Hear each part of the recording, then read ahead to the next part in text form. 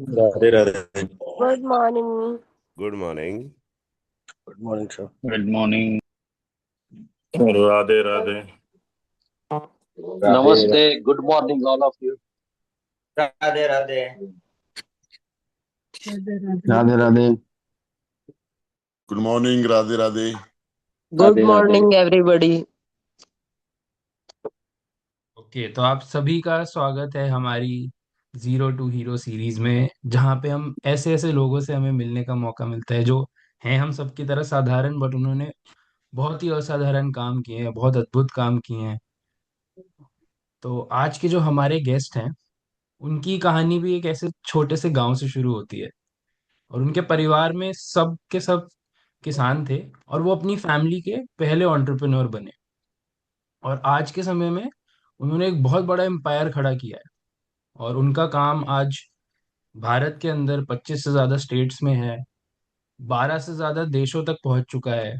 और वो अभी तक 2 करोड़ से ज्यादा फैमिलीज को सर्व कर चुके हैं, जो उन पे भरोसा करते हैं।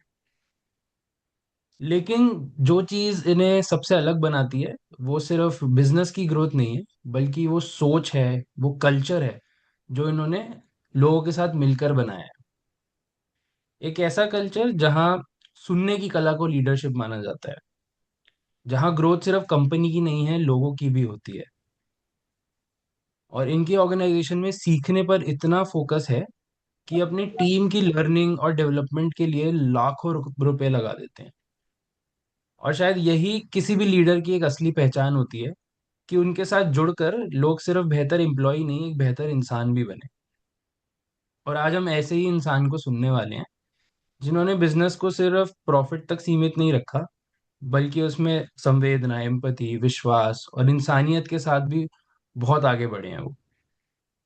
तो मैं आज के गेस्ट को इंट्रोड्यूस करूंगा आप सबके साथ, जो हैं भूपत सुखाड़िया जी। और मैं चाहूंगा भूपत जी आप आइए और अपनी जर्नी, अपनी कहानी हम सबके साथ आज यहाँ शेयर कीजिए। So over to you Bhupat ji. एक सेकंड। भूपत जी आप म्यूट पे हैं, आप एक बार अनम्यूट कर लीजिए जी। नमस्कार। राधे राधे। मैं Bhupat Sukhadia, founder and managing director of Shri Radhe dairy farm and foods limited, वास्तु की। मैं शॉर्ट में मैं मेरी जर्नी कैसी रही उसके बारे में, पर्सनल मेरी जर्नी की बात करूंगा। फिर मैं मेरी ऑर्गेनाइजेशन के बारे में, उसका क्या जर्नी रहेगा, क्या क्या पास्ट रहा, क्या प्रेजेंट है, फ्यूचर क्या रहेगा, उसके बारे में हम बात करेंगे। तो बाय क्वालिफिकेशन मैं एमकॉम एमबीए हूँ। और मैं एक जूनागढ़ डिस्ट्रिक्ट के छोटे से गांव से बिलोंग करता हूँ, जो 1200 की बस्ती है। और मैं फार्मर फैमिली से बिलोंग करता हूँ। मेरे से पहले कभी मेरी फैमिली में किसी ने बिजनेस नहीं किया है, तो मैं फर्स्ट एंटरप्रेन्योर हूँ। और आज मुझे खुशी हो रही है बताते हुए कि मैं एक एग्रीकल्चर प्रोडक्ट के साथ जुड़ा हुआ हूँ। तो मेरी जैसे पढ़ाई खत्म हुई, वैसे हर एक लोग जॉब सर्च करने में लगते हैं। 2002 की बात है। तब हमारा जो तालुका है विसावदर, तो वहाँ पे एक कंप्यूटर आया था। तब नए नए कंप्यूटर आए थे, तो हमारे जो तालुका पंचायत में भी कंप्यूटर आए थे। तो फिर एक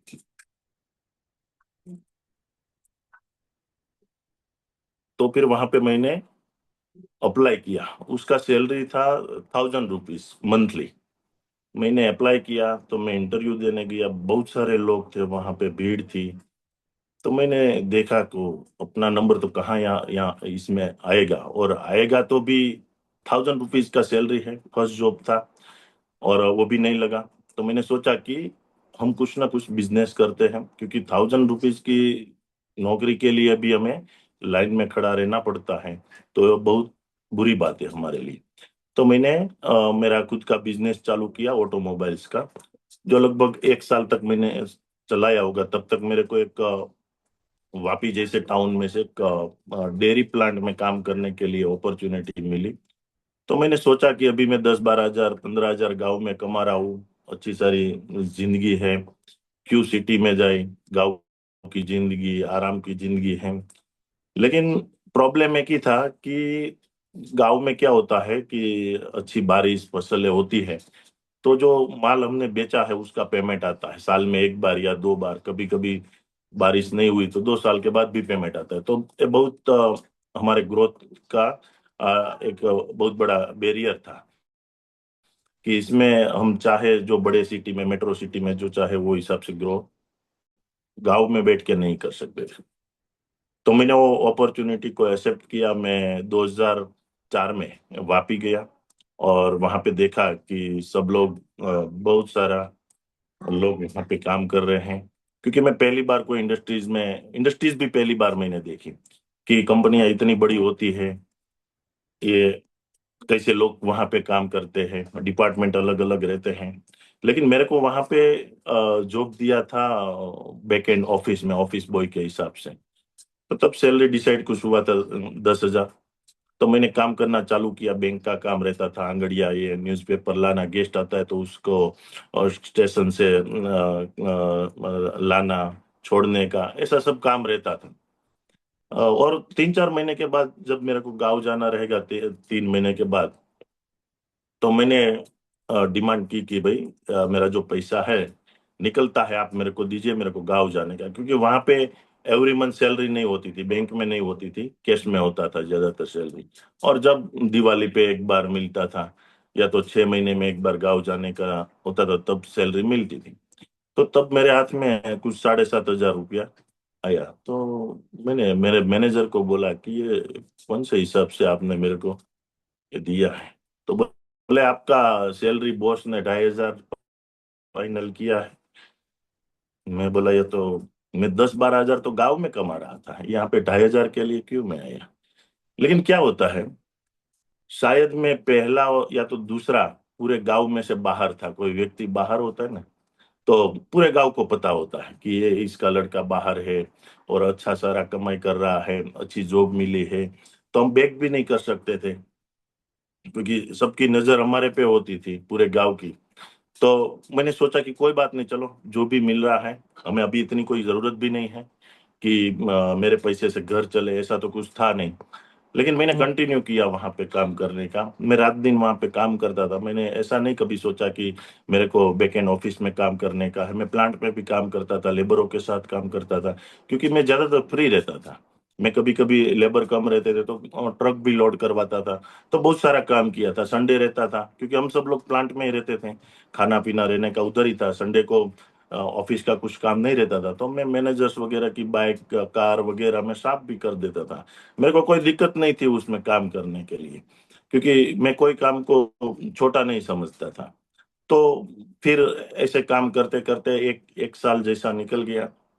तो अपने को कभी कभी हम बोलते हैं ना कि कोई ना कोई तो अपने को नोटिस करता है। तो दो भाइयों का बंटवारा हुआ।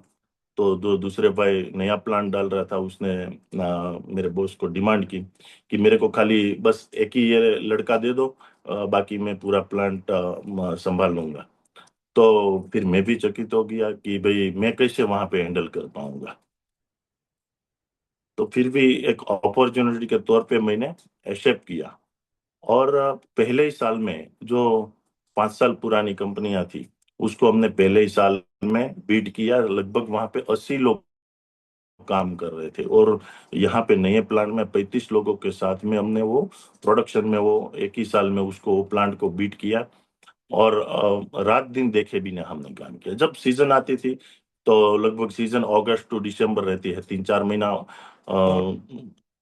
सोने का टाइम नहीं मिलता, इतना सीजन रहता है, इतने ऑर्डर रहते हैं। और 100% ऑर्डर में डे टू डे फुलफिल करने रहता था। तो वहां पे 2-2 महीने में गेट के बाहर, फैक्ट्री के गेट के बाहर नहीं निकल पा रहा था, क्योंकि सारा मैनेज मैं ही कर रहा था। सिंगल बंदा था। जो पुराना प्लांट था वहां पे मैं जो काम कर रहा था वही रोल पे 5 से 6 लोग थे और मैं यहाँ पे अकेला संभाल रहा था। तो इन्वेंटरी संभालने का, अकाउंटिंग, गाड़ी आती है तो वो अनलोड करवाने का, फिर प्रोडक्शन है तो उसको लोड करवाने का। तो बहुत सारी चीजें एक साथ में मैनेज की। लेबर लोगों को सुबह में 8 बजे एनी हाउ प्लांट पे फ्लोर पे लाने का, फिर उसको सुबह का टाइम हमारा फिक्स रहता था कि सुबह में आके 8 बजे एनी हाउ आपको प्रोडक्शन चालू कर देने का। और रात का कोई टाइम फिक्स नहीं था। 8 बजे भी जाओ आप, 10 भी बज जाए, 11 12, कभी सीजन के टाइम पे 12 1 2 बज जाता है एवरीडे। तो हमने वो हिसाब से काम किया और वो प्रोडक्शन में हमने बीट किया था। और वहां से जब 5 साल मैंने वहां पे काम किया, 4 साढ़े 4 का साल समथिंग। लेकिन एक चीज, तब मेरा नया नया शादी हुआ था, लगभग 2008 8 की बात है। मैं 8 9 की बात है, मेरा शादी हुआ। तो उसके बाद लगा कि यहाँ पे अपना फैमिली लाइफ तो हम जी नहीं पाएंगे, क्योंकि कोई संडे मंडे कुछ भी नहीं रहता था। रेगुलर सुबह शाम काम करने का, एक भी छुट्टी नहीं। ऐसा माहौल में मैं नहीं रह सकता, क्योंकि मैं तो रह सकता था, फैमिली को ये माहौल में नहीं रख सकता था। कि फिर मैंने सोचा कि मैंने वहां प्रपोजल दिया कि मैं मार्केट देखना चाहता हूँ, मार्केट में जाना चाहता हूँ, प्लांट पे बहुत काम कर लिया है आपने। तो वो अपॉर्चुनिटी मेरे को कुछ ना कुछ हिसाब से नहीं मिली, और वहां से छोड़ के मैं 2010 में सूरत आया। तो सूरत में मैं बहुत सारे इन्वेस्टरों को मिला, क्योंकि मेरे पास हाथ में कुछ पैसे थे नहीं। तब मेरा जब नया शादी हुआ था तो मैंने कुछ 40,000 का फर्नीचर लिया था, तो 20,000 मैं उसको मेरी सैलरी से दे पाया था। तब मेरी लास्ट सैलरी 10,000 थी। और जब मैं सूरत आया तो 20,000 रुपया देना भी बाकी था। तो वो हालात में मैं सूरत आया, मैं बहुत सारे इन्वेस्टरों को मिला, लेकिन बहुत बड़ा गैप था उसमें। मैं अच्छी प्रोडक्ट तो बना सकता था, लेकिन बेचने के लिए मेरे पास कोई वो नॉलेज था ही नहीं कि मैं प्रोडक्ट बना के कहाँ बेचूं।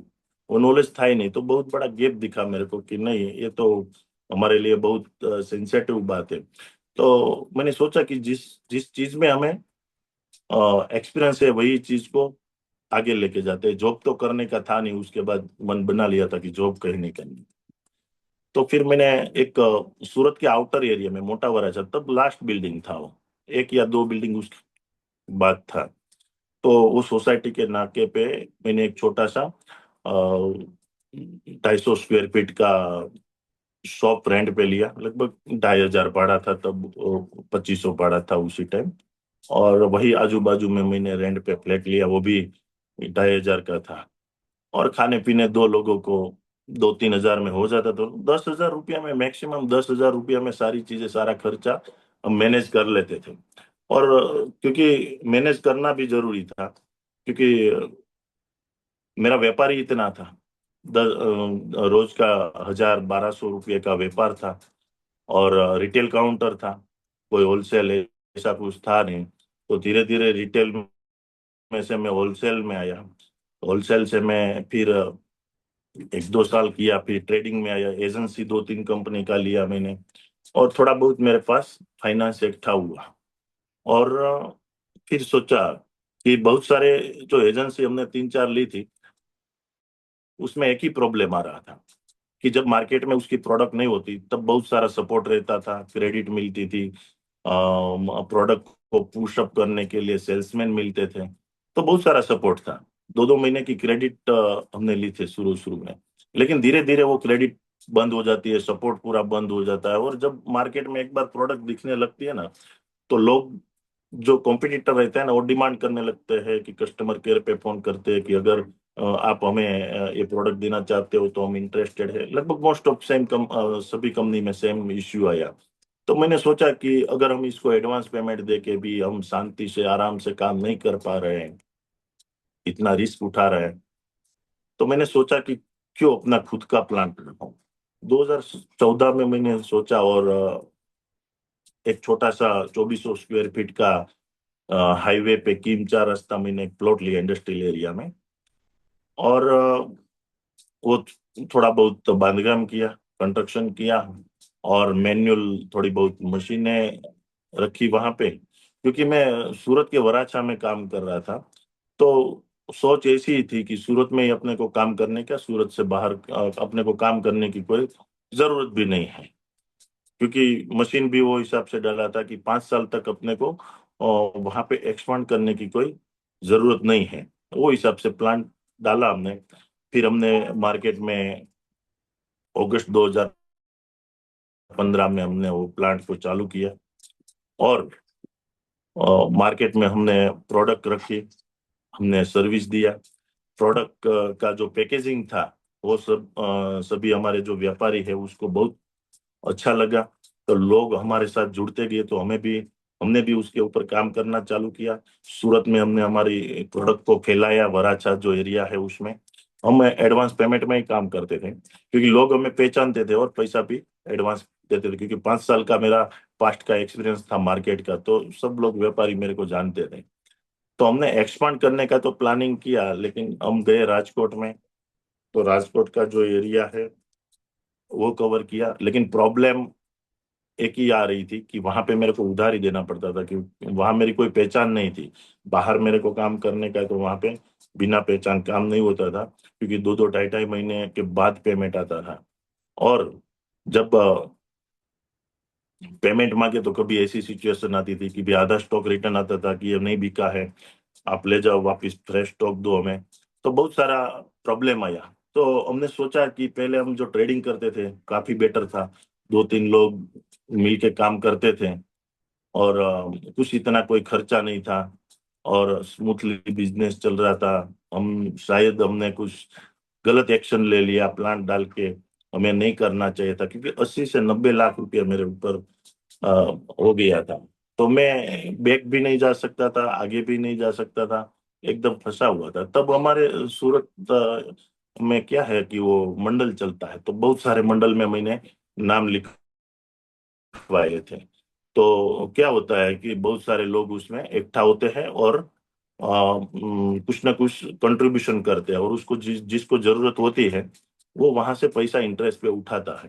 तो वो टाइप के बहुत सारे, बैंक को नया नया बिजनेस था तो बैंक इतना कोई फाइनेंस करती नहीं, तो वो पैसे से मैनेज करके सुबह से दोपहर तक हम मार्केट में से पैसे ढूंढते थे कि अगर कहीं से पैसा मिल जाए तो हम प्रोडक्ट बना के दोपहर के बाद शाम को वो डिस्पैच करते थे। लेकिन कितने दिन ऐसे चलाए, हम थक गए थे कि ये रोज रोज की मगजमारी, क्योंकि पैकिंग मटेरियल, रॉ मटेरियल वो भी एडवांस में देके परचेज करने का और नीचे उधारी देने का, वो तो बैलेंस नहीं हो रहा था।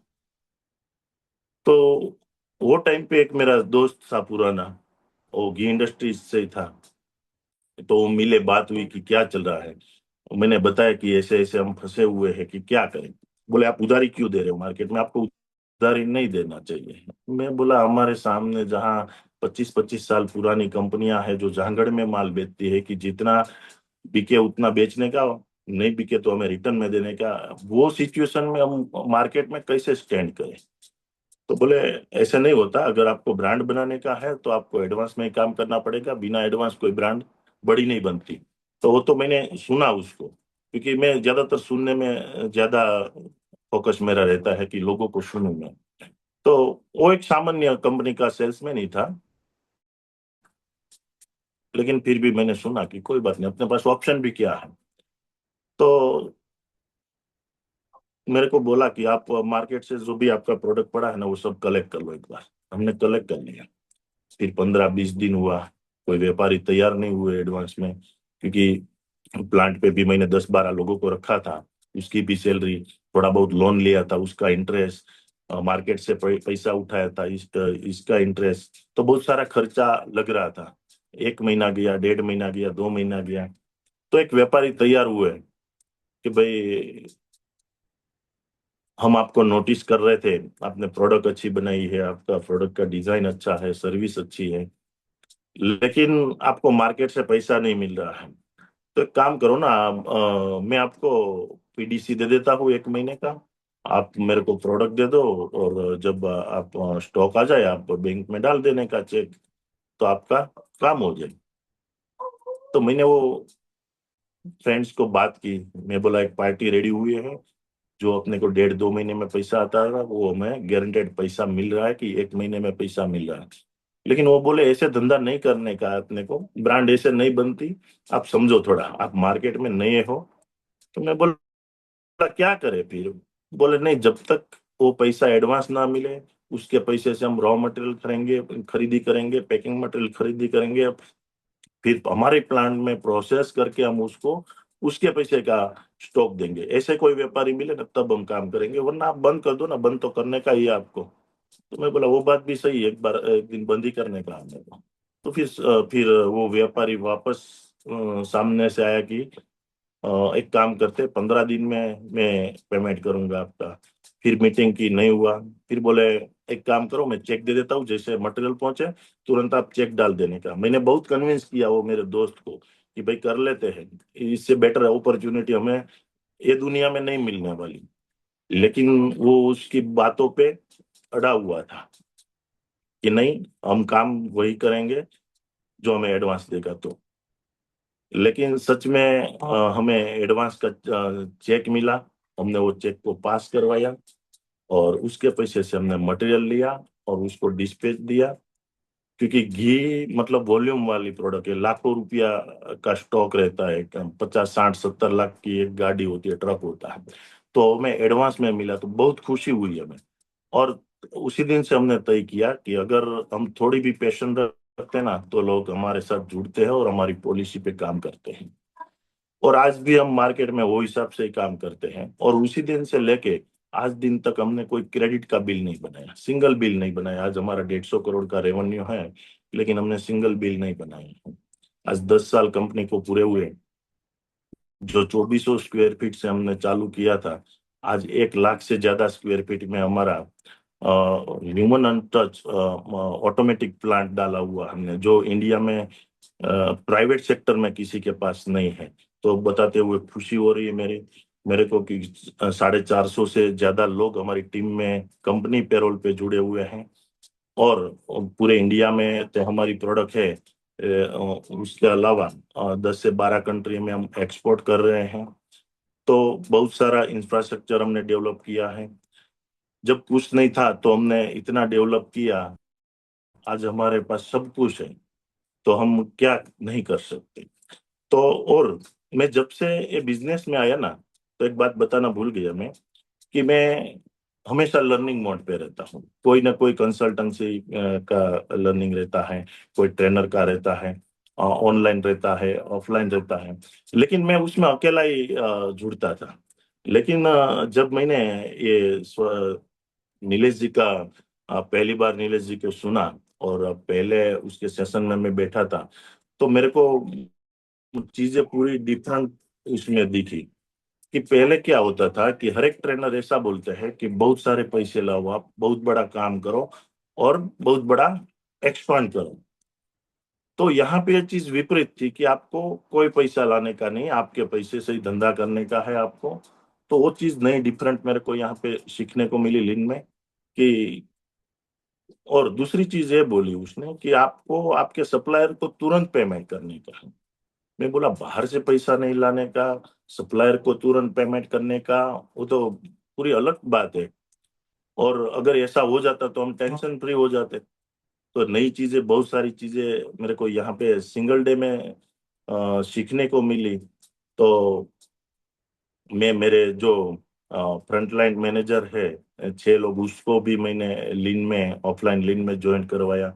और उसके बाद हमारी जो सेल्स डिपार्टमेंट, हर एक डिपार्टमेंट से 4 4 5 5 लोगों को, ऐसे करके 50 लोगों को हमने ऑफलाइन लीन में ज्वाइन करवाया।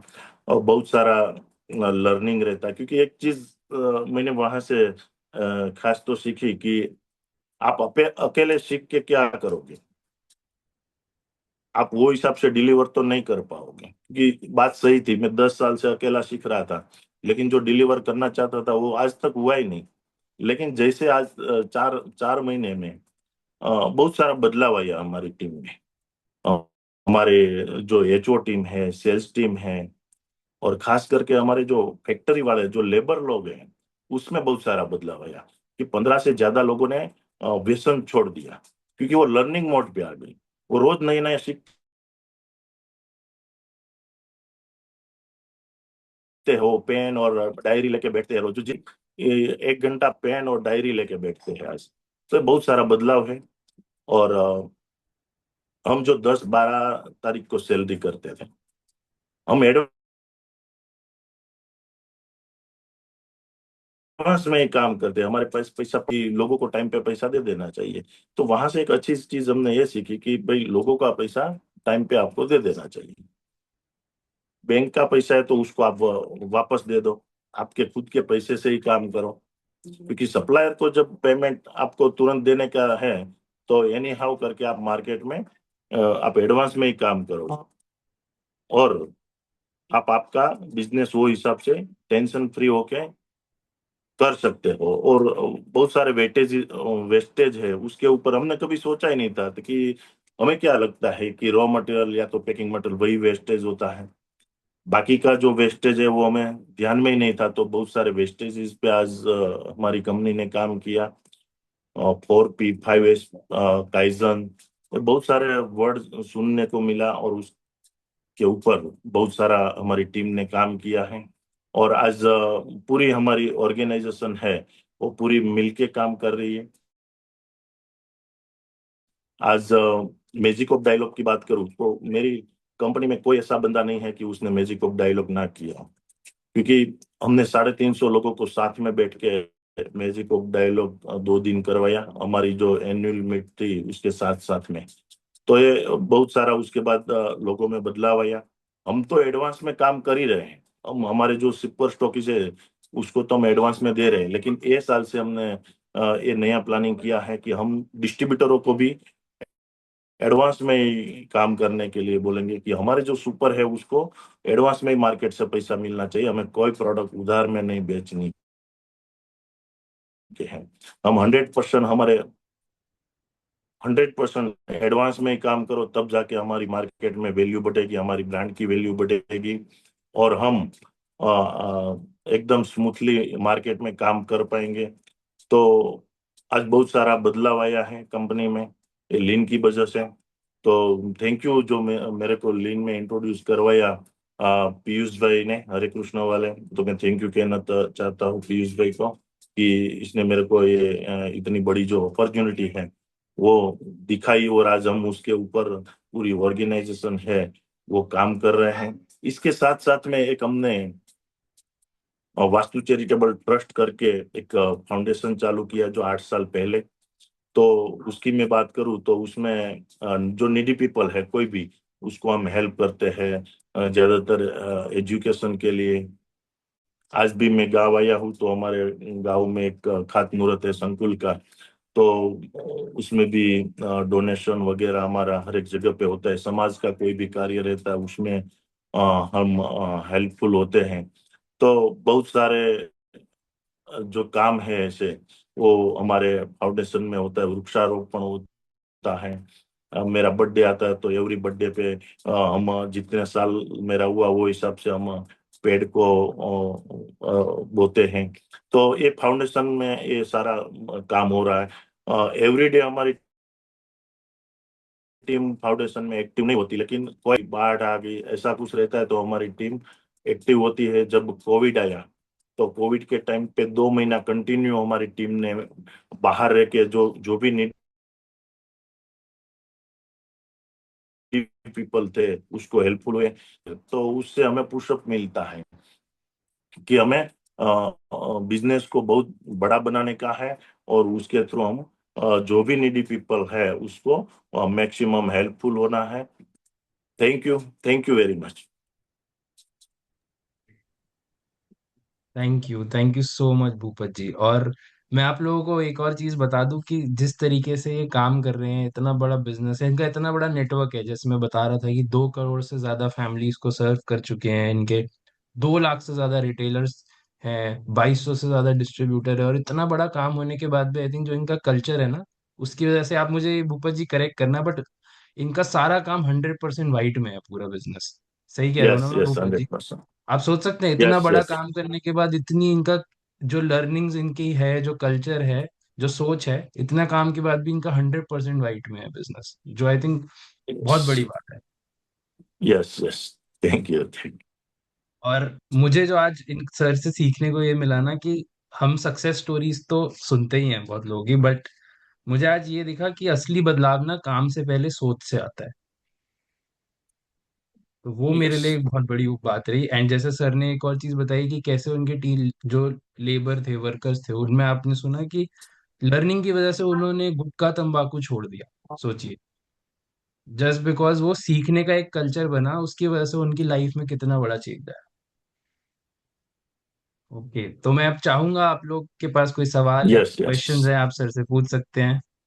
आप लोग इलेक्ट्रॉनिकली अपना हैंड रेस कर सकते हैं। एंड जी, उत्तरा जी। हाँ, मेरा प्रश्न है कि आप जब भी आप 10,000 रुपया पगार ले रहे थे, तभी आप घर में कुछ पैसे नहीं भेज रहे थे, तो आपने घर में कब पैसा भेजना शुरू किया? पैसा मैं भेजता ही था, क्योंकि मैं वहां रहने का जो मेरा था वो प्लांट पे ही था, तो मेरे को 1 रुपये का भी वहां पे खर्चा था नहीं, खाने पीने का रहना सारा इंतजाम वहां था। तो मेरी जितनी भी सैलरी आ रही थी वो मैं घर पे ही भेजता था। और घर अच्छा, पे ऐसा थैंक भी यू। नहीं था कि सैलरी के बिना घर नहीं चलेगा, ऐसा भी कुछ था नहीं। लेकिन मेरा खर्चा ऑलरेडी वहां से निकल रहा था, तो मेरे को कोई और जरूरत थी नहीं पैसे की, तो मैं सारा पैसा घर पे भेजता था।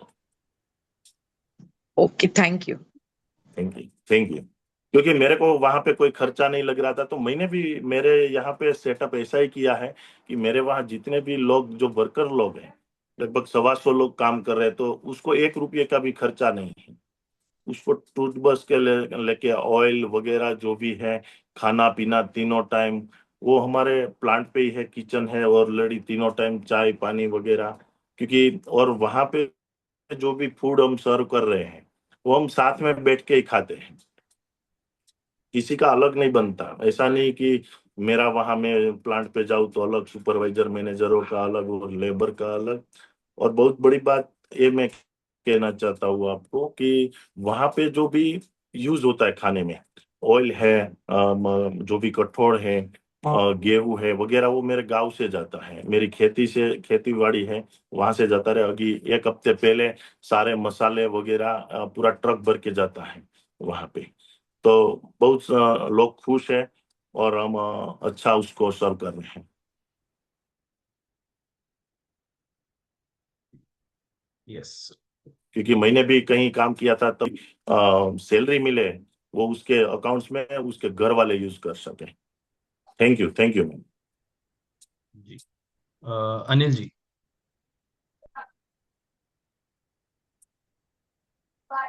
एक सेकेंड अनिल जी, आप म्यूट हो गए हैं, अनम्यूट कर लीजिए। जी। सभी को नमस्ते। तो भाई नमस्ते। मैं ये पूछना चाहता हूँ कि आप जब 10,000 रुपये सैलरी वो कौन से साल से थी, और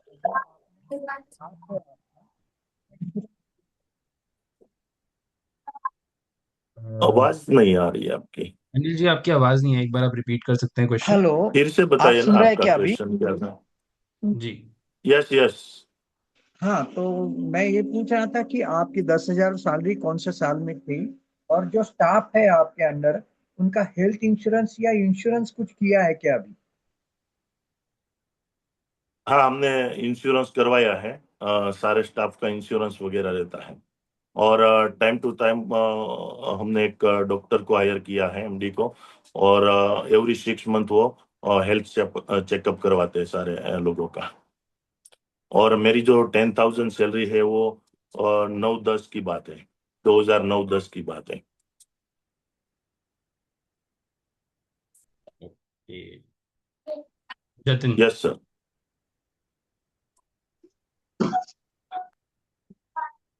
एक सेकेंड, आप म्यूट हो गए, वापस अनम्यूट कर लीजिए। Radhe Radhe sir, Jatin this side from Radhe Radhe. Sir आपकी जर्नी बहुत ही इंस्पिरेशनल है सर। मेरा सिर्फ 2 सवाल है आपसे। Thank you. सर पहला सवाल ये है कि आप अपने जर्नी से सबसे ज्यादा आपने क्या सीखा। दूसरा सवाल, आपकी आवाज इको हो रही है। अब आवाज आ रही है सर क्लियर? जी। सर आप अपनी यस जर्नी यस। से सबसे ज्यादा आपने क्या सीखा। और दूसरा सवाल ये है कि आप आने वाली यूथ और आने वाली पीढ़ी को अपने जर्नी से किस तरीके से आप बताना चाहते हो कि वो किस तरीके से अपनी बिजनेस खुद से स्टार्ट करें।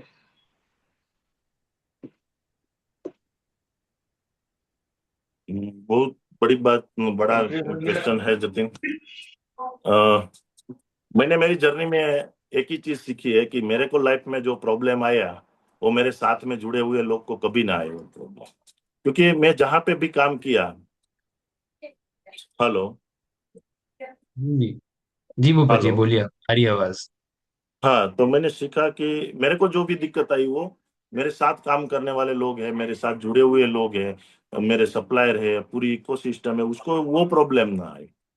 क्योंकि जब मैं कोई प्लांट में मैनेजर था तो मैं बताऊं आपको कि मेरे को रहने के लिए कोई जगह नहीं दी थी सेपरेट, कि आपको ये सेपरेट जगह है, ये आपका रूम है।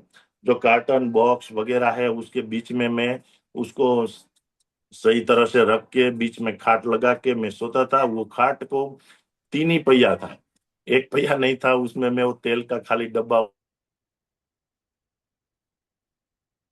ऑयल का खाली डब्बा रहता है वो पोस्ट हो। लेकिन वहां पे वो कल्चर था ही नहीं कि लोगों को रहने के लिए कैसा चीजें चाहिए। तो मेरा रहने का ऐसा था, तो लेबर लोगों को कैसा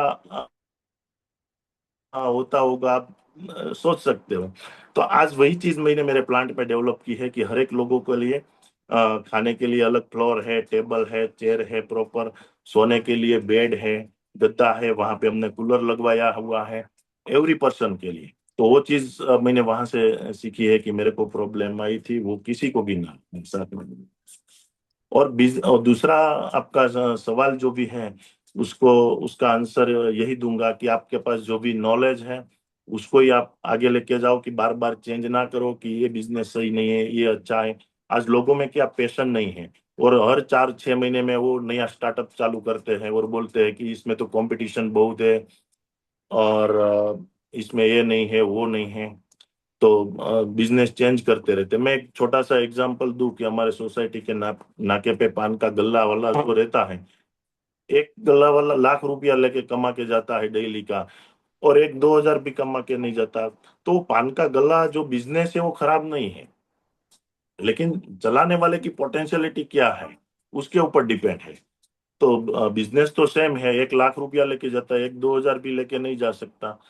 तो एक छोटा सा एग्जाम्पल है आपके लिए कि कोई भी धंधा है वो अच्छा ही है, उसको चलाने वाला कैसा है उसके ऊपर डिपेंड है वो बिजनेस कैसे चल सकता है। Thank you. ये थैंक यू। उषा जी, आप अनम्यूट कर सकते हैं। जी। मैं तो भूपत जी की सरलता, सादगी और पारदर्शिता, बिजनेस में इतनी पारदर्शिता कम ही देखने को मिलती है। तो मुझे तो एज ए रोल मॉडल लग रहे हैं भूपत जी। और बिजनेस में इन्होंने जो धीरज रखा है, कमाल किया है, संघर्ष किया है, वो तारीफ के लायक है। और एज ए फैमिली इनकी माँ थैंक भी यू। बहुत धन्य है, पत्नी भी धन्य है, पूरा परिवार धन्य है। बस इनको नमस्कार है मेरा। Thank you. Thank thank you you. So much Usha ji, thank you. मेरे माता जी तो फार्मिंग का काम करती है, पढ़ाई पढ़ाई कुछ की नहीं। तो आज तक उसने मेरे को ये नहीं पूछा कि भूपत तू क्या कर रहा है, कितना कमाई कर रहा है, कितना पढ़ाई किया, वो आज तक कभी नहीं पूछा। मेरे मदर फादर, फादर तो है नहीं, 4 साल पहले एक्सपायर हो गए। लेकिन उसने कभी ये नहीं पूछा था कि कौन से क्लास में है भाई तू, क्या करने का आगे, क्या प्लानिंग है, कितना कमाता है और कितना देता है। तो कुछ भी नहीं, कभी नहीं, सिंगल टाइम नहीं। और मेरी वाइफ की बात करूं तो आज तक हम समाज में देखते हैं, हमारी सोसाइटी में देखते हैं कि हमारे पास अगर कोई जॉब नहीं रहती, हमारे पास कोई बिजनेस नहीं रहता, तो जो वाइफ है वो चली जाती है उसके मायके। मैंने मेरे फ्रेंड सर्कल में बहुत सारे देखे हैं, लेकिन जो मेरी वाइफ ज्योति है उसने बहुत सारा संघर्ष मेरे साथ में भी किया, मेरे को हर जगह पे सपोर्ट किया है उसने। तो मैं बताऊं कि आज जो भी मैं कुछ हूँ मेरी फैमिली की वजह से हूँ। Thank you. Thank you very much. Thank you. जी मनीष जैन जी। यस सर भूपत भाई, मेरा सवाल ये था कि yes yes Manish ji.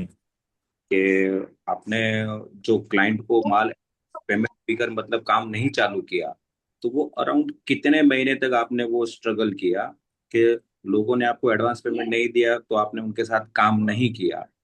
Generally क्या होता है, गुजरातियों को मैंने देखा है कि मतलब वो लोगों की हाँ में हाँ मिला के काम कर लेते हैं, वो इतना पैशंस रखते नहीं। तो उस टाइम पे आपने वो स्ट्रगल कैसे किया?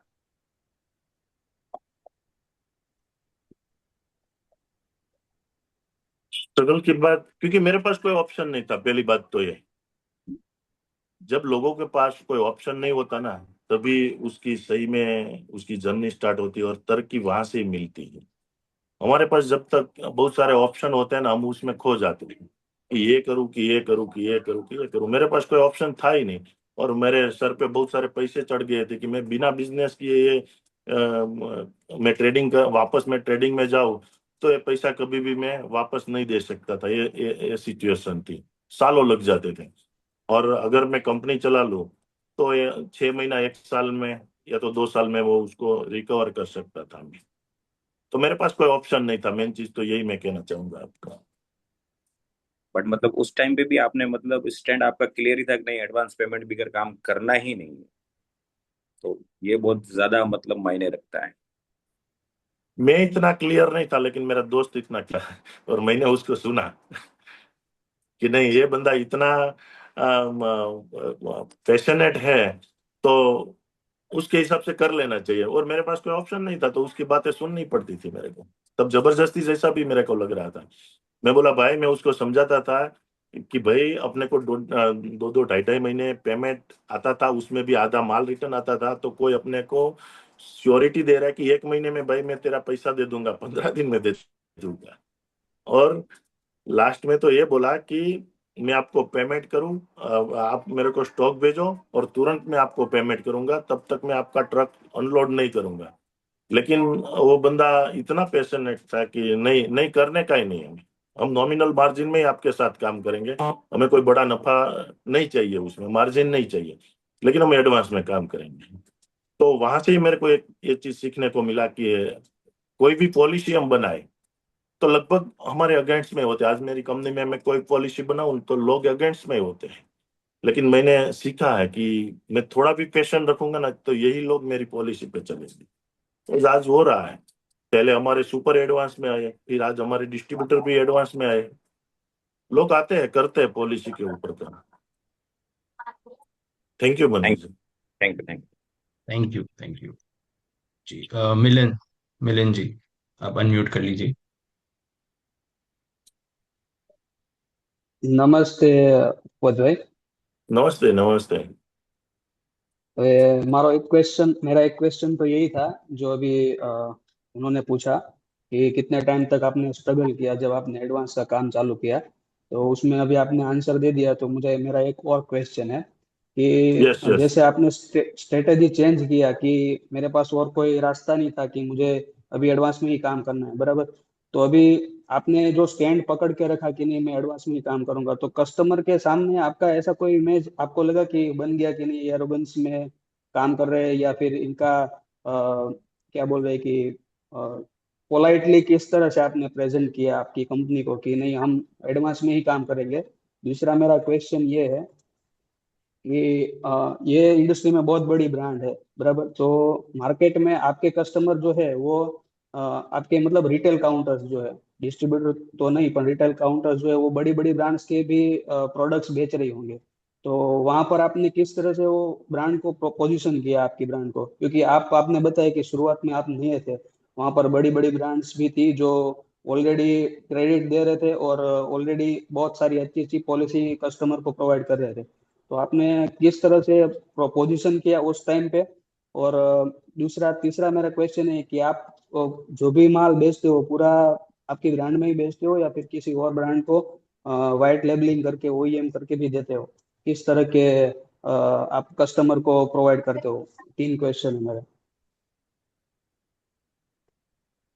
ओके, तो फर्स्ट क्वेश्चन का मैं आंसर दूं आपको। तो जब हमने एडवांस में स्टार्ट किया तो एक व्यापारी, दो व्यापारी, तीन व्यापारी ऐसे जुड़ते गए। और जब राजस्थान की बात आती तो राजस्थान में कोई पैसा नहीं देते कभी मारवाड़ी लोग एडवांस। लेकिन हमने तय किया था कि हम बिना एडवांस तो काम करेंगे ही नहीं। हमने 1.5 साल तक वहां पे मीटिंग की व्यापारियों के साथ, और बाद में व्यापारी एग्री हुए। और आज हम कहते हुए खुशी हो रही है कि 35% बिजनेस हमारा राजस्थान से आ रहा है और पूरा 100% एडवांस में आ रहा है। और आज भी हमारे पास कोई इंक्वायरी आती है नए डिस्ट्रीब्यूटर या सुपर की, तो उसको पहले से मालूम ही होता है कि यहाँ पे हमें एडवांस ही देने का है। तो वो माइंडसेट के साथ ही लोग आते हैं, क्योंकि आज 10 साल हो गए इंडस्ट्रीज में, हमें तो लोग हमें पहचानते हैं। और वो हिसाब से उसको भी एक हैबिट हो गई है कि यहाँ पे एडवांस देके काम होता है। और दूसरी बात ये मैं बताऊं कि जिसको मैंने थोड़ा इसमें लागनीवश में आके, किसी को मैंने ऐसा लगा कि ये छोटा व्यापारी है, उसके पास इतना फाइनेंस नहीं है, तो चलो उसको हेल्प करते हैं कि कुछ 8-10 दिन की उधारी देके उसके पास से धंधा करते हैं और उसका धंधा बढ़ेगा। लेकिन वो कोई व्यापारी मेरे साथ में आज नहीं है जो एडवांस देने वाले हैं, वही है। क्योंकि उसको क्या लगता है कि पहले आपने उधारी दिया हमें, फिर जैसे जैसे बिजनेस बड़ा हो गया, ब्रांड बड़ी हो गई, तो आपने आप बैक हो गए कि हम एडवांस में ही काम करेंगे। तो गलत हैबिट किसी को नहीं होनी चाहिए। आज मान लो 50 लाख का हमारा एक ट्रक हो रहा है, फुल ट्रक ही हमारा जाता है, तो 50 लाख का हो रहा है, उसमें अगर 5,000 रुपया कम आया ना उसका, तो हम इतना माल कम बेचते हैं और उसको सामने वाले को बुरा भी नहीं लगता। क्योंकि उसको हैबिट हो गई है कि यहाँ पे कंपनी की पॉलिसी है कि 5,000 का माल कम ही आएगा, उसको एडवांस में मालूम होता है। तो ये हमने एक हैबिट पाड़ी है। क्योंकि एक बार लोगों को हैबिट हो जाती है ना, आज हम व्यापारी को सुनते हैं ना, उसका टेस्टिमोनियल लेते हैं ना, तो खुद बोलते हैं कि हमें आपके साथ बिजनेस करने में मजा आता है कि हम आपको एडवांस देके जो माल लेते हैं, तो हमें भी ऐसा रहता है कि चलो इसको फटाफट बेच के वापस हम नया माल मंगाएं। वरना क्या होता है कि हमने उधारी दिया है 15 दिन की, तो वो 1 महीने की उधारी देगा। फिर वो क्या ट्रीट करेगा कि वो तो उधारी पे माल आया है ना, उसका बंदा आएगा सेल पर्सन, वो माल बेच के रिकवर करके फिर कंपनी को देगा। उसका माइंडसेट ये होता है। यहाँ पे अलग माइंडसेट होता है। और प्रोडक्ट फास्ट मूविंग होती है और फास्ट रेवेन्यू भी घूमता है। और दूसरा आपका क्वेश्चन का आंसर ये है कि बहुत बड़ी बड़ी ब्रांडें जो मार्केट में है वो भी उधारी देती है और उसकी प्रोडक्ट रखती है। तो प्रोडक्ट कैसी भी हो, बराबर, एक बार व्यापारी ने लेना चालू किया, उसके काउंटर पे रखना चालू किया, उसको एक बार कस्टमर को देना चालू किया और इसको 2-3-4 ट्रांजेक्शन घूम गया, तो उसको कोई प्रॉब्लम है नहीं काम करने में। देखो, तो वो कंटिन्यूस हैबिटेड हो जाता है कि चलो टाइम टू टाइम हमें सर्विस मिल रही है, हमने सेल्स फोर्स इतनी रखी है कि टाइम टू टाइम रिटेलर्स की विजिट हो जाती है और टाइम टू टाइम उसका ऑर्डर जो है वो फिल हो जाता है, टाइम टू टाइम उसको प्रोडक्ट मिल जाती है। तो उसको भी जुड़ने में कोई दिक्कत नहीं है, वो हमारे साथ जुड़ते हैं आज व्यापारी। Thank you. और तीसरा आपका क्वेश्चन क्या था? तीसरा मेरा क्वेश्चन ये था कि आप वाइट लेबलिंग भी करते हैं या फिर आपकी खुद की ब्रांड में ही बेचते हैं यस, माल। हम ज्यादातर लोकल में व्हाइट लेबलिंग नहीं करते हैं, हमारी ब्रांड से ही बेचते हैं। लेकिन आउटर की ब्रांड है, दुबई की ब्रांड है, ओमान की है, यूएस की 2-3 ब्रांड है, उसके लिए हम व्हाइट लेबलिंग करते हैं। वहां पे हमारी ब्रांड भी जाती है और दूसरे के लिए व्हाइट लेबलिंग भी हम एक्सपोर्ट में करते हैं। Thank you. Thank you okay. Milind. Yes, I think आपकी वास्तु की टीम से कुछ शेयर, आई थिंक कुछ कहना चाहते हैं या पूछना चाहते हैं। आप लोग अनम्यूट कर सकते हैं। आप लोग अनम्यूट कर लीजिए एक बार। हाँ जी।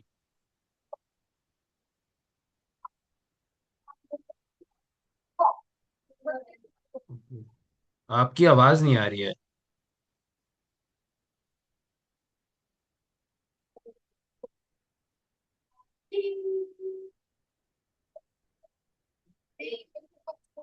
चलिए कोई बात नहीं, आई थिंक आवाज नहीं आ रही है, कोई इशू है। बट इसी के साथ में मेरे को, मैं चाहूंगा वैसे भूपत जी, मैं आपकी टीम को भी, वास्तु की टीम को भी एक्नॉलेज करना चाहूंगा। क्योंकि मुझे लगता है कि आपने जो क्रिएट किया उसमें उनका भी बहुत बड़ा कंट्रीब्यूशन है कि वो आपके साथ इस यस, जर्नी पे चल रहे हैं, वो सब सीख रहे हैं। और मैं देखता हूँ कि यस, कोई भी कॉल हो, कोई भी प्रोग्राम हो, आपकी टीम हर जगह होती है सीखने के लिए सबसे पहले, और साथ में सब सीख रहे होते हैं, हर कॉल अटेंड कर रहे होते हैं। तो उनके लिए भी बहुत ज्यादा acknowledgement and thank you so yes, much. Yes. Bhupat ji thank you. आपका thank you so much. And मैं चाहूंगा आप सब भी अनम्यूट करके अपनी एक्नॉलेजमेंट, अपना थैंक्स सर को दे सकते हैं। Thank Thank you you. Thank you thank you sir Bhupat बहुत भाई। Thank you Ram Pratik Ram ji. सारे sir thank you so much. Thank thank you you Kavya. तो फॉर परिवार योर को patience. Thank you zero to hero. Thank you sir, बहुत अच्छा था। Thank you जय आएंगे साहब आएंगे। जय साहब welcome thank you. Very nice. Welcome धन्यवाद। जय Shri Radhe Krishna. Thank you thank you. Thank you journey thank you Radhe Radhe much. Radhe Krishna.